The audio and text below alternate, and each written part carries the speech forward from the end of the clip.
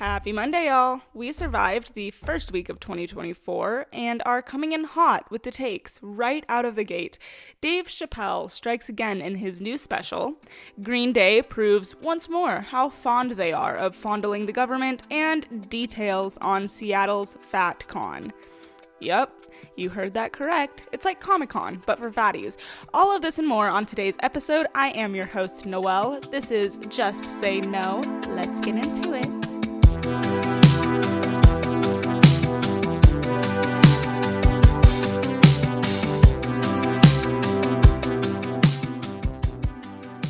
Okay, before I get into any of that, I have another update for you guys on the Harvard front. If you'll recall, we covered the Congress hearing featuring presidents of MIT, UPenn, and Harvard. And despite relentless calls for resignation and findings of unending plagiarism, President Gay at Harvard had been refusing to resign, and the administration refused to fire her. Until this past Tuesday.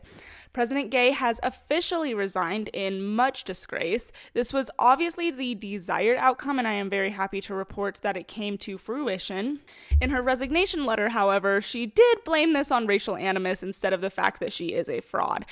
And I'm going to be honest with you guys, this was supposed to be a very quick update. However, the reactions online was truly something to behold, and this is just now going to be an entire segment. Because, for example, we had Mark Lamont Hill, a political activist, tweeting out saying, quote, "The next president of Harvard must, in all caps, be a black woman." No, this is not a joke. Yes, he is serious, and my only question is why? Why must it be a black woman? Because the first diversity hire was essentially forced to quit because she sucked? So instead of finding a new president based on merit, you're going to go down the exact same path? You know the definition of insanity. Another response online, if you remember Jamal Bowman, the New York congressman who pulled the fire alarm to stop a vote and has pled guilty to doing such, well, he tweeted out saying, quote, "This isn't about plagiarism or anti-Semitism. This is about racism and intimidation. This makes no one safer. The only winners are fascists who bullied a brilliant and historic black woman into resignation." If that were the case, why did conservatives also call staunchly for the resignation of UPenn President Liz McGill, a white woman, as well as still pushing for the resignation of MIT President Sally Kornbluth? Why didn't you pitch a fit over McGill when she resigned, Jamal? There is nothing except virtue signaling and faux outrage. Their DEI kingdom is crumbling and they are losing their minds.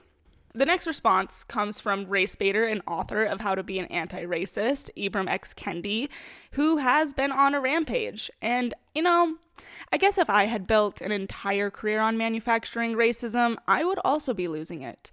Let's take a look at a few of his tweets because it truly is a doozy. He says, quote, "The racist..." I can't, you guys, this is insane.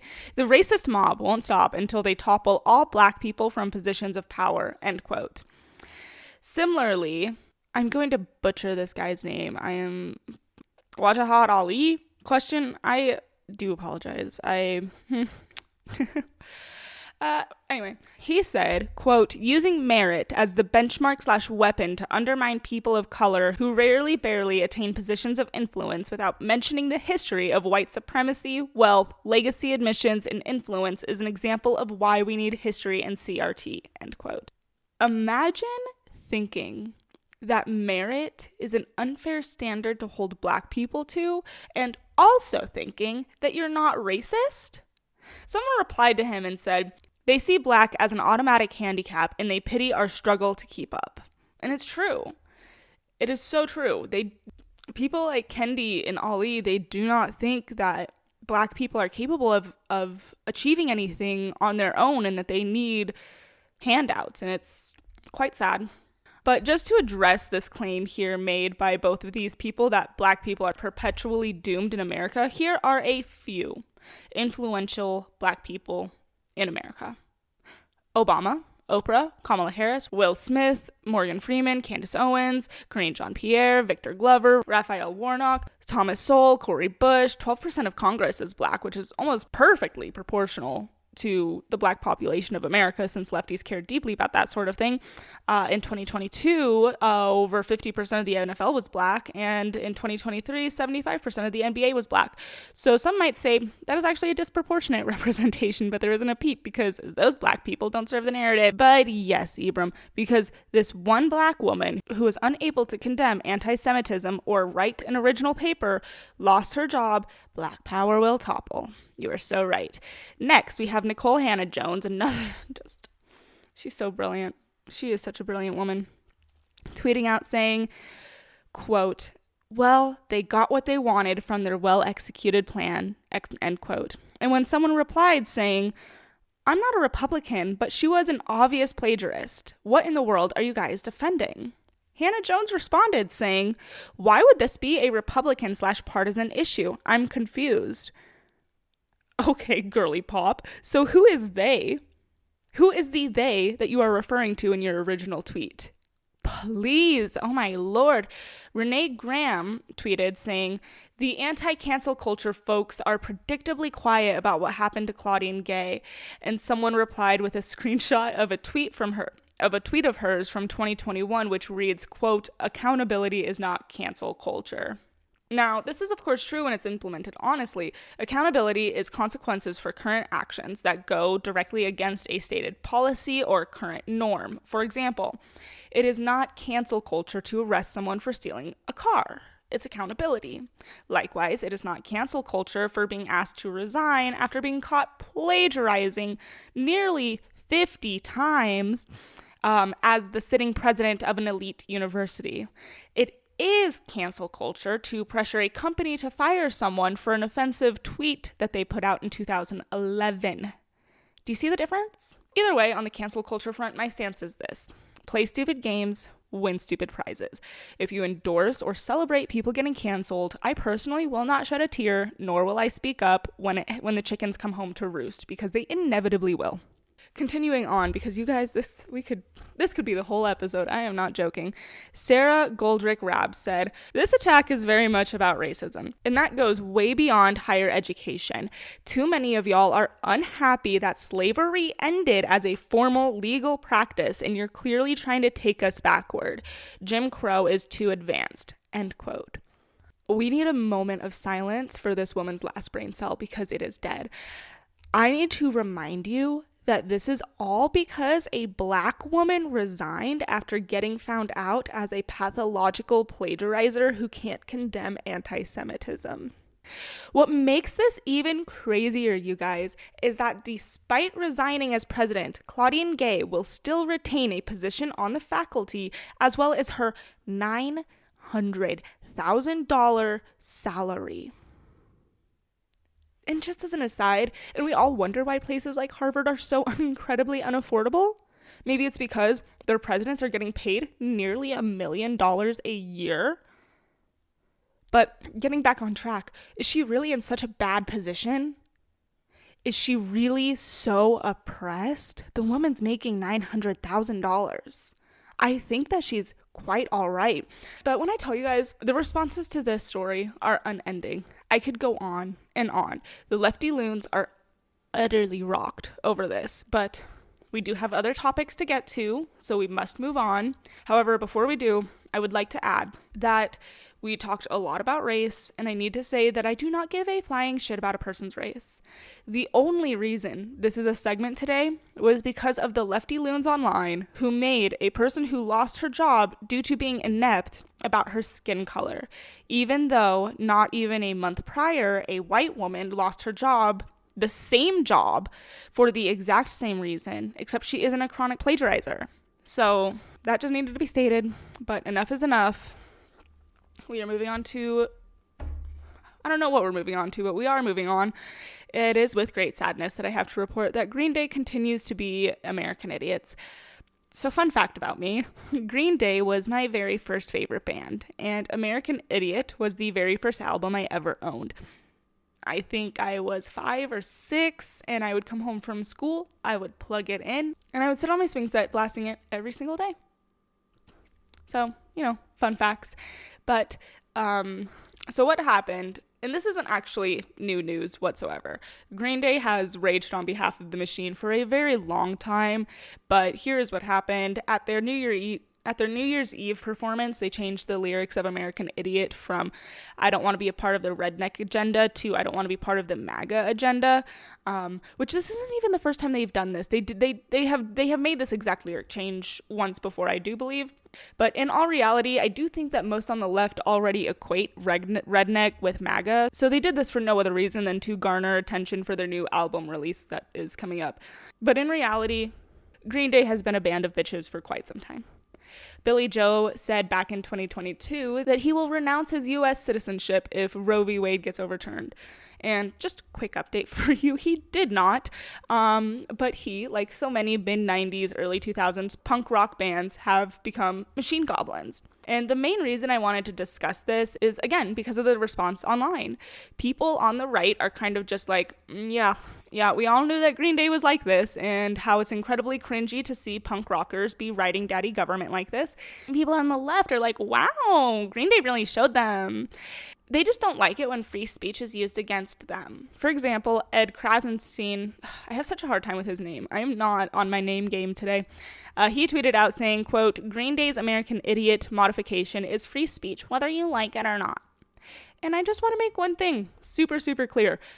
I don't think one single person is offended or even shocked by the lyric change. As we already covered, the change was from redneck to MAGA, so big whoop. Wow, really crazy stuff happening. But what is happening, and I want you guys to listen very closely because I want to make this as clear as I possibly can. We are making fun of it. We are making fun of you because here's the bottom line. When Green Day was in its heyday in the mid-90s, early 2000s, they were punk rock, raging against the machine, typical liberal or libertarian. However, flash forward to 2024, what are they raging against? Every stance that they have is aligned with big government. The vaccine, Trump, climate change, racism, sexism, all of the rest. And the point is that somewhere along the line, all of these people who were once fighting the power became fighters for the power. And it is comical to watch a 50-year-old man think that he is still a punk rocker. But that is enough on that. We are moving on to the next story. So I'm sure most of you have heard or are aware that Dave Chappelle released a new special. And when I tell you guys that I was cracking up throughout this show. Now, I have never considered myself to be a huge Chappelle fan, but the man is certainly funny. And what makes a good comic is the ability to not give a shit. For example, a few weeks ago, when Matt Rife was under fire for a domestic violence joke he made, and he posted a link for his apology on his Instagram, and it ended up being a link for a special needs helmet. Hilarious. But back to Chappelle. If you remember, he got all of that heat a few years ago for a special he did where the focus was a story about a trans friend he had. And of course, there are jokes throughout the show as it is a comedy show, but the story itself was actually very sad and touching. However, the Looney Libs completely ignored the bigger picture and only cared that he made some jokes about a trans person. And in his new special, he opens with jokes about trans people. He then, though, addresses the fact that it's not worth it to joke about trans people because of all of the backlash, so instead he's going to joke about handicapped people. And after that, through the rest of the hour, he jokes about the OceanGate submersible. He jokes about Chris Rock and Will Smith. He jokes about his own attack on stage, which happened because of an LGBT joke. He joked about his wife. He joked about Lil Nas X. He jokes about race and all sorts of things in between. And all in all, he truly did hit a lot of groups in this special. But because one out of the multiple jokes he made was about trans people, which, by the way, perhaps it's worth thinking about the fact that the only reason comics are joking about trans people so much is because trans people keep telling them not to. Have you ever told a 3-year-old not to do something and they look you dead in the eyes and do it anyways? That is a comic. That is their job. It is what it is. But a certain segment of society cannot cope. And as it goes with this sort of thing, I am going to point out the fact that people are upset and offended, and someone out there is going to say, no, we aren't. We don't care. Fake news. So let's look at a few headlines just to bolster my point. From BuzzFeed, Dave Chappelle is back, making unfunny anti-trans jokes in his new Netflix special, The Dreamer. From The Advocate, Dave Chappelle brings more transphobia and ableism to his latest Netflix special. From Variety, Dave Chappelle continues to mock trans people in new Netflix special. From Deadline, Dave Chappelle targets trans community disabled people in The Dreamer. From The Rolling Stone, Dave Chappelle's The Dreamer proves he's obsessed with trans people. All of this, despite the fact that there is only one full joke about trans people that is approximately 5 minutes out of the entire hour. This all implies one thing. They don't want any trans jokes. This group of people, it's actually sad, but they are so deeply unhappy that they cannot handle jokes at their expense. They can't handle someone accidentally calling them the wrong pronoun. They can't handle being looked at the wrong way. And it's as if they turn to places like TikTok and find communities online of people who are equally as mentally sick, and they feed into each other's illnesses and convince each other that they are well and okay. And it's sad. It's a very vicious cycle. But it does kind of tie into the final story for today. From one group of people convincing themselves that they don't have an illness to another, I was scrolling on Twitter and I saw what I can only explain as the greatest story of the year so far pop up on my screen. This past weekend, Seattle hosted its first ever FatCon. The stated reason or goal of this conference is fat liberation for all. Gun to my head, I could not tell you what that means, but what I do know is according to their website, it is a lineup of morbidly obese people to tell other obese people that their obesity is okay. So, they naturally have some policies to adhere to in which they refer to normal-sized, not fat people as, quote, straight-sized. And what this means was also completely beyond me, so I Googled it, and it's exactly what I would have guessed. It's normal sizes, small through large. But it is just another example of changing words and language for literally no other reason than to make things more complicated and bizarre. I just want to go through a couple of the scheduled talks that are to be given at this conference, and then we'll wrap the show up. So, starting off strong. Quote, "Under our skin, breaking shame and building community through creativities. One of the key components of body acceptance and fat liberation is breaking through the internalized barriers created by living in this problematic society and culture." I guess my question is, what can you specify what's so problematic about our society? Because I hear something like that and it makes me think of the people who are demanding that airlines give them an extra seat because they're too fat to fit in one. I hear that and it makes me think of people who are saying that toilets needed to be designed in a certain way so that they don't literally break off of the wall when they sit down on them. When the reality is society does not need to conform to the exception. It's the exact same headspace that trans people hold. Oh, well, I'm trans, so now you're a cis woman because calling you a woman excludes my existence somehow. We do not rewrite the rules. We do not change society as a whole to adhere to the exception. That's just not the way that this works. But continuing on, building your fat positive birth team. Picture this, a world where every pregnant person is treated with kindness, respect, and a healthy dose of fat positive care. Fun fact, the phrase healthy dose of fat positive care is an oxymoron. Another fact, obesity during pregnancy not only increases the mother's risk of illness, injury, or death, but the baby's as well.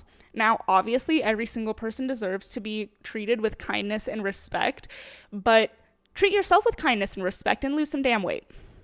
Another talk is Praise Be to God, I'm Thin. Silence, Morality, Fatness, and Christianity. Okay, y'all. So for each of these talks, they give a trigger warning. And the trigger warning for this one, I am not even The trigger warning says before and after photos. We're just going to move right along. Knights of the Fat Round Table. Fat community is everything. Sex, sex toys, and liberation for rad fatties. Nothing else needs to be said. No description needed. I do want to add here, though, for the times that I've said fatties in this show, they call themselves fatties. So hop off. A couple others are fat phobia and kink. Fat phobia and kink, and feeling our fat. So feeling our fat is a panel for drawing fat bodies, and the trigger warning is artistic representation of fat bodies. So it's literally a class to draw fat people, and the trigger warning is, warning, they are drawing fat people. So my question is, are they fat and stupid? Next, fat, femme, and fucked. Just, okay, all right. Another one, coming out fat. You're not a skinny person trapped in a fat person's body who just needs to be on the right diet. You're fat and you deserve to love every inch of your body and take up space doing what you love. Right on. Okay, so this is the core of it, isn't it? This is the core of the body positivity movement. Love yourself to death. Literally. Blair White recently did an episode of Fat Positivity, and she opened the show talking about different fat influencers who are all dead. Fat is not beautiful. Fat kills. That is all that we have for today's show, you guys. I hope that you guys enjoyed. I think this show may have been a little bit more unhinged than normal, but the reality is that is the normal, and I'm just getting a little bit more comfortable and getting more into my groove of the tone of the show, I suppose. So yeah, we're learning, we're growing, and we're doing the dang thing. I hope you guys enjoyed. But if you are listening on Spotify, please give the show a follow and a rating. The show is also available on Apple Podcasts and YouTube. So if wherever you're listening, give the show a follow, like, subscribe, comment, whatever you're supposed to do to help me. Do that thing. Please just do that thing. And all of my other social medias will be linked down below as always. And I look forward to talking to you guys next week.